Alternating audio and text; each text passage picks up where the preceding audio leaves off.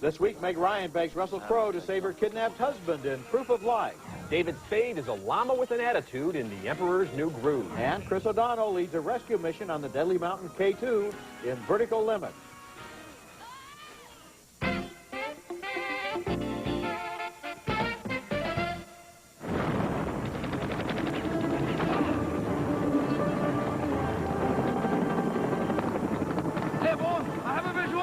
Russell Crowe rescues a kidnapped victim in Proof of Life, one of 6 new movies we'll review this week. I'm Richard Roeper, columnist for the Chicago Sun-Times. And I'm Roger Ebert, film critic for the Chicago Sun-Times. Proof of Life takes place in a fictional South American country where David Morse is an American engineer and Meg Ryan is his unhappy wife who thinks the dam he's building promotes the anti-ecosystem agenda of a big oil company. They have a fight, and before there's a chance to make up, Morse is kidnapped.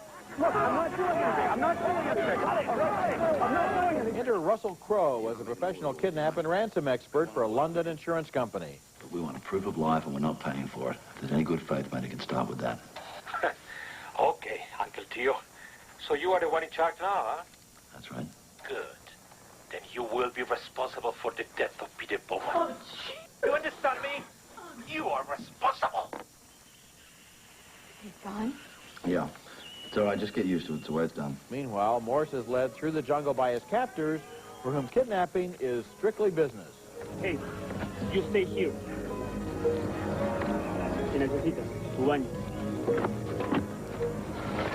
Everything leads up to a daring attempt to snatch the hostage from the kidnapper's mountain hideaway. I know you're in pain, mate. You've got to keep going, okay? As fast as you can.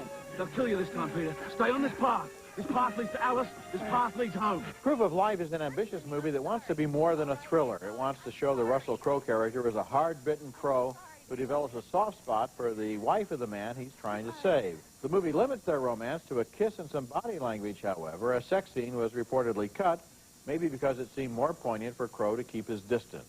The movie is well acted and the technical credits are impressive, but somehow the passion isn't there. All the elements are present, but they don't achieve critical mass. Proof of Life is an interesting movie, but finally not a compelling one. It's not compelling, and maybe they should have included the romance, because without the romance, you're not quite sure why he comes back to work with her. And Meg Ryan, who I like a lot, is all wrong for this part. Pamela Reed, who plays the sister of David Morse, has got a lot more spunk, a lot more fire. And Meg Ryan, even when her husband's been kidnapped, she still has time to kind of tease her hair, and she's in the kitchen making nice dishes for everybody, and she's wearing these cute little tank tops. And you don't really feel the angst that she should be having. I think you're being a little hard on Meg Ryan here. I think that she's trying to carry on life, and of course, there's another subtext there, which is she had a big fight with her husband right before he was kidnapped. Right. So her feelings are very conflicted. But the problem with that big fight scene, Roger, I think they set that up so that we maybe will sympathize with her more if she has a romance with Russell Crowe. But she doesn't have a romance with Russell Crowe. She has an unspoken romance. I think they're maybe going for kind of a Casablanca feeling here. There's definitely a they love each other, but for reasons involving nobility and restraint, they don't express it. I think it's maybe better that they don't have a sex scene in the movie. And then the whole thing about this kidnap and rescue mission that Russell Crowe has done, he spends most of his time on the wire with this guy negotiating. They should have had like George Steinbrenner do this, because he could have said, I'm going to pay this much. No, you should pay this much. Well, it's funny because I'm voting thumbs down on this movie, but I'm not agreeing with a lot of your points here. I think it's fascinating to see how these guys come in as pros in order to negotiate the lowest possible ransom. But he's this big muscular guy who knows how to wield a gun. He's not a negotiator. To me, it's like, why have Russell Crowe in that role? Russell Crowe doesn't fit my definition of big and muscular. Really? Yeah, have you seen Arnold Schwarzenegger lately? Well, Russell Crowe's a pretty powerful guy. Okay, we didn't like this movie for different reasons. Our next movie is Pollock, the directorial debut from Ed Harris, who also shines in the title role. Jackson Pollock shocked and seduced the modern art world in the 40s with his abstract expressionist paintings. But his ascension to media darling and museum superstar was slow and torturous. Harris plays Pollock as a drunken, unstable lout who reserved his deepest cruelty for those who loved him, like his wife Lee Krasner, played by Marcia Gay Harden. You're not just randomly putting paint on the canvas, you're painting something. You can't abstract from nothing. You can only abstract from life, from nature. I am nature. If you only work from inside yourself, you'll repeat yourself. Why don't you paint the bay? Awed by his talent as an artist, Krasner devotes herself completely to Pollock, hoping to save him from himself and allow his creative genius to flourish. We are painters, Jackson. We don't have any money. We don't get by. We struggle. You are a great artist. I believe in Jackson Pollock. And there's you, and there's the painting, and you need. Jackson Pollock was an American original whose paintings vibrate and sing, but he was also something of an artistic cliche with the hard drinking, the psychological demons, the womanizing, the childish temper tantrums, all of it.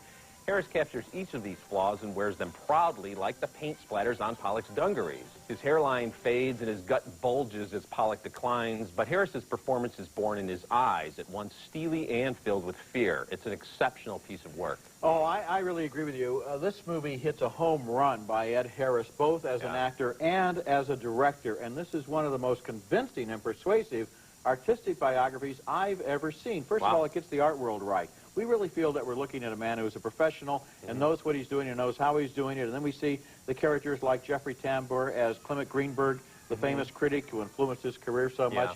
And we see the ups and downs of manic depression and alcoholism. Because after all, this really is the portrait of a man who kills himself with booze and manages to do a lot of painting before that happens. You know, it's sometimes hard to show a painter in action in the movies because you just show him trying to imitate what the paint really looked like. But Harris has got such a great touch when he's throwing the paint on the canvas and when he's not happy with his own work and when he finally does break through. I think it's a great movie. Coming up later, Chris O'Donnell and Scott Glenn in the cliffhanging adventure Vertical Limit.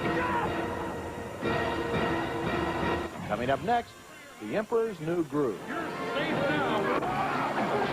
Or not. You top me off, pal? Be a friend? Now, about you finding new work. That's going to be tough. Lord Broccoli? Because you're, I don't know, let's face it, you're no spring chicken. The bratty emperor of a jungle empire is given a secret potion by his rival for the throne. In that scene, it's supposed to kill him, but it only transforms him into a llama in The Emperor's New Groove, the new animated film from Disney. That was David Spade's voice as the emperor named Kuzco. Sounds like a discount chain. The incomparable Eartha Kitt is his enemy, Yzma, and Patrick Warburton is Kronk, who is Yzma's henchman and personal chef. The llama winds up in the fearsome jungle where he spends a terrifying night. Oh, for me? Why, I don't know what to say. Hit the road, Bucky.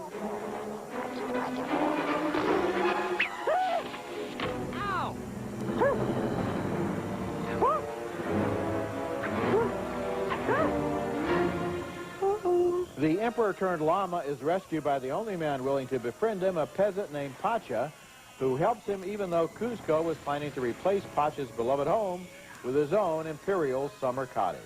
Don't worry, Your Highness, I gotcha. You're safe now. Maybe I'm just new to this whole rescuing thing, but this, to me, might be considered kind of a step backwards, wouldn't you say? Oh, no. It's okay. That's John Goodman as Pacha there, and the character looks like him, too. Continuing into the world of animation, David Spade's long string of fat co-stars. The Emperor's New Groove is less sentimental and more wisecracking than most Disney movies, and I like the slapstick style it brought to the story. Eartha Kitt contributes a great voice performance as the vindictive Yzma, and Spade as the llama has fun with the notion of an imperial snob who gets his comeuppance. This is a fun movie, and after a lot of dreary holiday family movies, I was really delighted by this movie from start to finish. My favorite is actually Patrick Warburton, who was Putty on the old Seinfeld show, and he's playing this Kronk guy who's the big henchman, but he also has like a kind of domestic side. He's very proud of his cooking skills. And his secret desire is to be on the Food Channel instead of running the intrigues in the castle here. And this has got that nice tradition, too, where there's a lot of things for the grown-ups in the crowd, a lot of in-jokes. They do a whole thing on when you go to places like Bennigan's, and they sing that little happy birthday song. There's a tribute to that in here. David Spade, really funny, and John Goodman adds a lot of depth and humanity to his character, and just a delight throughout. I agree. You know, looking at this movie and also thinking back to Rugrats, it still remains a mystery to me why so many people went to see The Grinch, because that movie, to me, was such a downer compared to the brightness of a movie like this. Well, I didn't like Rugrats, but I do like The Emperor's New Groove, and I think it's the best family holiday movie this season. Okay, coming up next, Chris O'Donnell leads a race against time and the elements in Vertical Limit.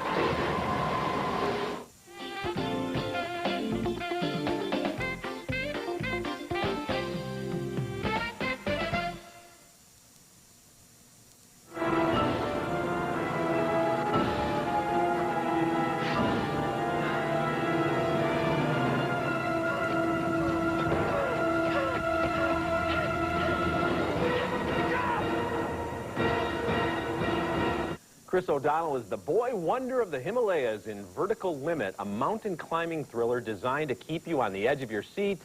Maybe that's the better to dull your senses. O'Donnell plays Peter Garrett, a National Geographic photographer who gave up climbing after a family tragedy. But now his sister is trapped along with a billionaire adventurer and a professional climber near the top of the most ferocious mountain of them all, K2. Hey, you've never been that high, just staying alive up there. So we just walk away and forget about him? Is that what you're saying? We don't even know their exact location. How long is that going to take? I won't let Annie die. But even dropping off the rescue team, which includes Scott Glenn as a crazy old mountain man, is fraught with peril.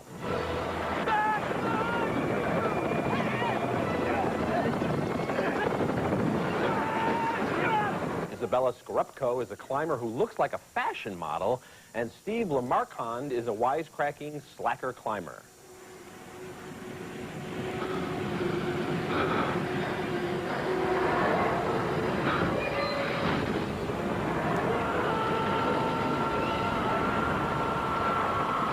Don't these people ever safely scale a mountain, take a few pictures, and crack open a bottle of champagne?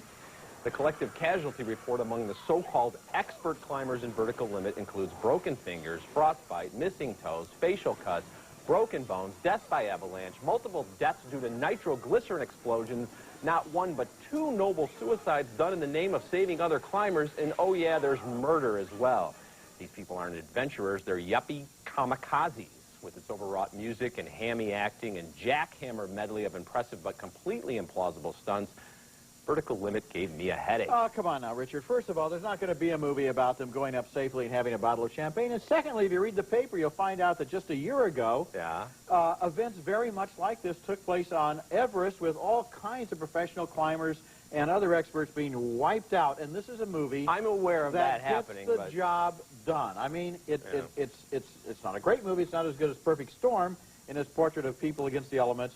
But it's very good as a thriller, and they get up there and they have to get these people out of the ice cave, and the time is running out, and the oxygen is coming down, and the special effects look good, and the stunts are impressive, and what's to complain about? Well, all the things I just did complain about, and because the stunts are so impressive, it just makes it that much more ridiculous that it's one after another, after another, after another, after another, and you're rolling your eyes at the end, because guys, they're sliding down these cliffs, and then they take their little pick out, and they save themselves at the last moment. I've seen Wile E. Coyote in more realistic if I were sliding down if I were sliding down a cliff, I would take out my little pick and try to save myself at the last moment, too. I would like to see them next time at least drag a decent script up to the top of K2. Okay, our next movie is State and Maine, a comedy by David Mamet about Hollywood invading a small Vermont town. The most engaging thing about the movie is its quietly ingenious verbal humor. It's not an insider job like Robert Altman's The Player, but a human comedy about mismatched personalities working together as a production comes apart at the seams. William Macy plays the director, and Philip Seymour Hoffman is the hapless writer, paralyzed by the loss of his beloved typewriter. Get Mr. White a typewriter. I can only write on manual. I know the feeling. Typewriter for Mr. White! You know, that's a lie. You know, that's a real fault. It's not a lie. It's a gift for fiction. Alec Baldwin plays the movie star who has a weakness for young girls. For example, local girls like the one played by Julia Stiles, who eagerly puts herself in harm's way. I brought your sandwich. Thanks, honey. Next time, bring two. Save yourself a trip. People came to see a motion picture. Hold on. No. You can go. Page 5. The horse dies. You know, she could be in the movie. She could. There's a sweet little romance in the film between the writer and a bookstore owner played by Rebecca Pidgeon. She comes to his rescue during a case of writer's block. Because it's about purity. And then you don't need the nude scene. Because it's about purity. Take any two people. Take you and me.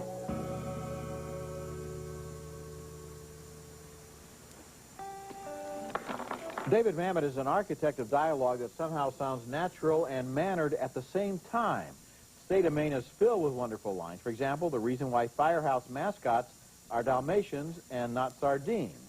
And Macy's phone conversation where he says, "I'm in Waterford, Vermont," and his producer says, "Where is it?" And he shouts back, "That's where it is."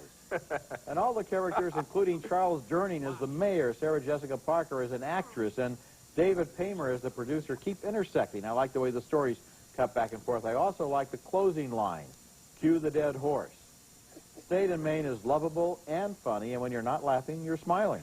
Anytime you talk about Mamet, you got to start with just the terrific, fantastic script. Yeah. I mean, the writing is so good here. Every character in this movie has some good lines. And you're right, you know it's Mamet, and there's the way they repeat their phrases a lot, but it still has that realistic feel, and it's so funny. Maybe Best in Show is the only other movie that made me laugh more all year. There's so many good lines. And Alec Baldwin sending himself up as this actor who's so self-involved and worried about being a little too beefy. Sarah Jessica Parker as this bimbo actress who all of a sudden finds God, and she's not going to show her breasts. And one guy goes, she'll show her breasts in a voiceover most of the time. And all of a sudden now, I mean, it just catches these little nuances so well. I like the way, too, that they handle the movie's so-called plot, which involves the old mill. The old mill. And then you don't need the old mill, even though they've come there for the old mill. But then the old mill burned down. And it just shows how oftentimes when you get on a movie set, the plot, no matter how good the movie is going to be, just simply sounds ridiculous. The first thing they do is fire the writer when they show up. Just a fantastic movie. Okay, coming up next, if you're suffering from election year burnout, you'll want to check out my video pick of the week. Who put you up to this? What do you mean? You just woke up this morning and suddenly decided to run for president? Ebert and Roeper's Video Pick of the Week is brought to you by Yogurt Raisinets. Creamy yogurt flavor, juicy California raisins, Yogurt Raisinets. If you've been pummeled into a state of election fatigue by weeks of dangling chads and manual recounts, the 1999 release Election will restore your faith in the comedy of dirty politics. Matthew Broderick is Jim McAllister, an uptight high school teacher who can scarcely contain his resentment of all those teenage know-it-alls destined to lead bigger lives than his. Jim's chief nemesis is Reese Witherspoon's Tracy Flick, who is running for student government president. Tracy Flick. Tracy Flick. I've seen a lot of ambitious students come and go over the years, but Tracy Flick, she was a special case. But Tracy's more than just ambitious. She's a tightly wound little conniver who will do anything to get ahead. When I win the presidency, that means you and I are going to be spending a lot of time together, and I, for one, would really like that time to be harmonious and productive. Wouldn't you? Sure. Election might be disguised as a high school comedy, but it has little in common with the American Pies of the genre. Director and co-writer Alexander Payne has fashioned a sly and dark satire on the American political system with great performances by Broderick and Witherspoon. This is a smart and sophisticated movie filled with keen insights about the cheerful deception that dominates politics from high school to Florida to the White House, and it's my video pick of the week.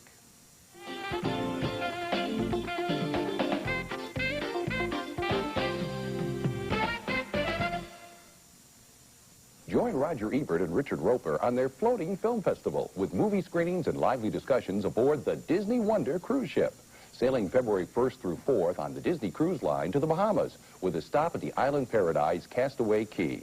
The Floating Film Festival. Call your travel agent or 1-800-945-3806. The December movies are coming thick and fast, so just a brief mention here of Dungeons and Dragons, a goofy and incomprehensible film that seems inspired not so much by the game as by the box it came in. Doesn't this look like cover art? You have the power of the immortals. You can control dragons. The dragon army is like mine. I can crush them. I was surprised to see Jeremy Irons in the movie as an evil usurper, but I suppose he did it for fun, and I hope he had more fun than I did. Well, I hope he got a lot of money for it, because it's a very silly movie with lurching dragons. And Dungeons & Dragons, isn't that like over? It's like a movie based on Pong. What's the point? You know, what I couldn't figure out is the function of dragons in the ecosystem of this kingdom, because they basically exist just to materialize out of nowhere, fly around, and be shot down. It's kind of a... That's their purpose. Dismal life for a dragon. Now let's take another look at the movies we reviewed on this week's show. 2 thumbs down for Proof of Life, although I liked it more than Richard did. 2 big thumbs up for Pollock, Ed Harris's triumph as an actor and director. It opens in New York and Los Angeles next week. 2 more thumbs up for The Emperor's New Groove. Richard thinks it's the season's best family film. It opens everywhere next week. We split on Vertical Limit. I thought it got the job done. But 2 enthusiastic thumbs up for State and Maine, which opens in limited release December 22nd. And finally, 2 thumbs down, as you just heard, for Dungeons and Dragons. So Pollock is a wonderful movie, isn't As it? is State and Maine, and I hope families go to see The Emperor's New Groove. But Proof of Life, the really big anticipated movie, not coming through for us. Okay, you can learn more about our floating film festival cruise at our website, ebert-roeper-movies.com, where you can also hear our reviews. Next week, more new movies, including the romantic comedy What Women Want, starring Mel Gibson and Helen Hunt. That's next week, and until then, the balcony is closed.